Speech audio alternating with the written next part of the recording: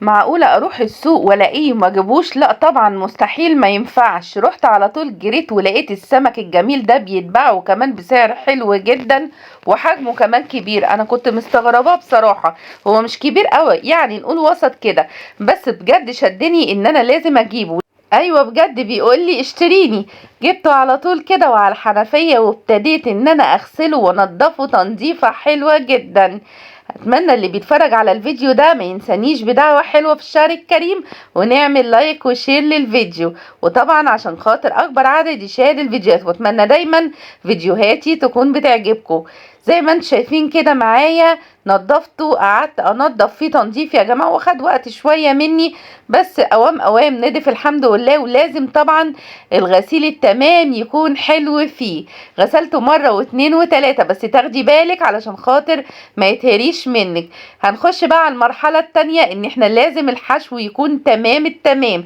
ازاي؟ عباره عن توم وكمون وليمون، ودقيهم كويس جدا، وابتدي احشي السمك الجميل ده. النهارده ان شاء الله هنفطر فيه في الشهر الكريم. كل سنة وانتوا طيبين. فين اللايك؟ ما شفتكيش يا اللي عملتي لايك.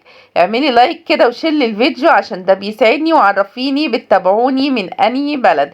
يسعدني دايما كومنتاتكم الجميلة اللي بجد انا ببقى سعيدة جدا بيها. هندخل بقى هنعمل اجمل رز صيادية معايا. حمري البصلاية لغاية لما تدي اللون الذهبي معاكي كده، اوعي تنسي وتحرقيها، تابعيها على البوتاجاز. وهنيجي من ناحية تانية هنحط الدقيق وهنحط عليه رشة ملح، وقلبي قلبي قلبي، وهنحط عليه السمك الجميل ده عشان نبتدي على طول ان احنا نقليه. زي ما انت شايفة كده تبليه حلو جدا بالدقيق، وتسيبيه شويتين كده علشان خاطر الدقيق يمسك فيه. بجد يا جماعة انا شفت ناس بتحط نشا عليه كمان، بس انا بصراحة ما جربتوش بموضوع النشا. انا من زمان مقتنعة من ايام امهاتنا ان احنا بنعمله بالدقيق على طول، ونسيبه بس شويتين علشان خاطر يتماسك.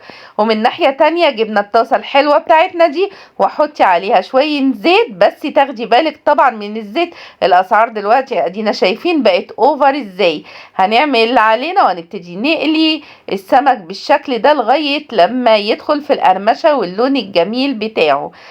زي ما انتم شايفين كده معايا انا جهزت كل الكميه خلاص اللي هتبتدي تتقلي معانا، عشان بجد النهارده هتبقى اجمد اكله. وفعلا كانت حلوه جدا بجد، واو جميله ومقرمشه كمان، وادت اللون الجميل ده اللون الذهبي. ابتدي ان انت لغايه لما يتماسك، وتبتدي ان انت تقلبيه على الناحيه التانية زي ما انتم شايفين كده. بصوا الشكل، عايزه اقول لكم الشكل واهم من الشكل كمان الطعم يا جماعه كان حلو جدا.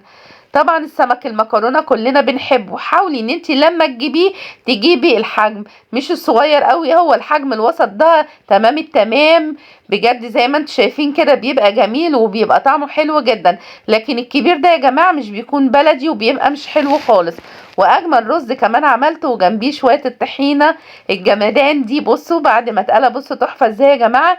بجد اجمل اكلات اكلات السمك. ولايك وشير للفيديو. سلام.